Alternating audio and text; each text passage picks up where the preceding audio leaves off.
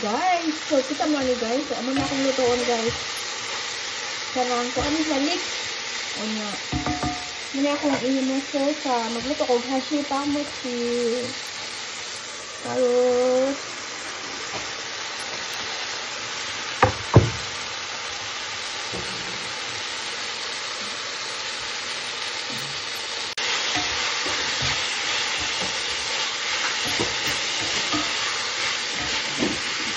luto na siya guys. Ito siya naluto. Mahawag na siya. Sinibutang yung ating beef. Ating butang ang beef. Dito ka kaluwa guys. Sumala kang gamit. Napay isa ka po anak o. Ito luwa. Beef.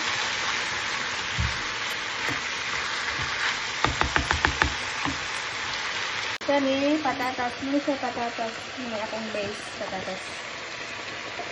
Guys, ang akong sauce, akong siya kamaki at ang batangan o tomato sauce.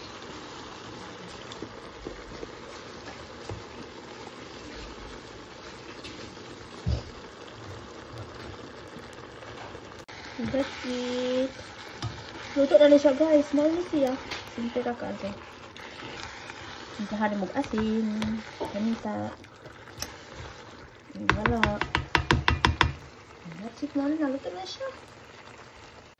So, maghimog ta og puree, guys. This is how I do puree.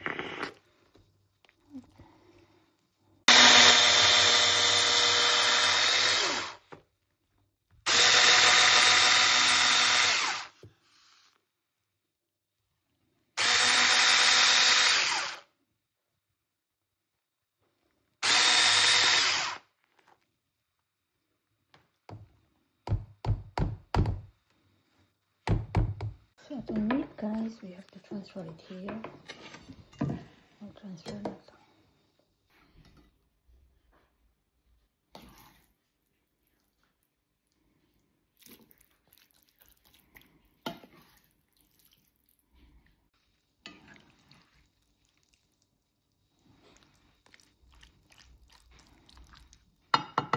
So, muna siya, guys. Ito na siyang ibutang sa linera. And then, we will put the fromage, saka layer na ito siya, guys. That's it.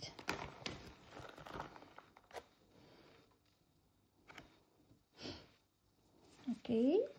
Then, we can put now our puree, potato puree.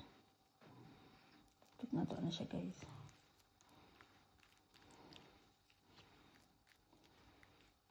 Wala din ako siya nga gibasa karon nga time kay wala ako gi creamy kay mas ganahan ko murag kuan. So na-cover na siya guys. Ang gipang butang nato nga akong gihimo nga potato puree.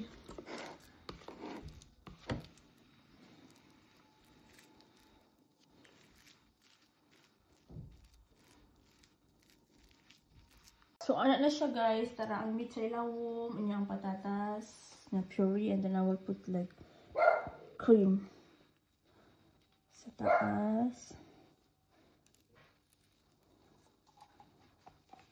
I will put cream.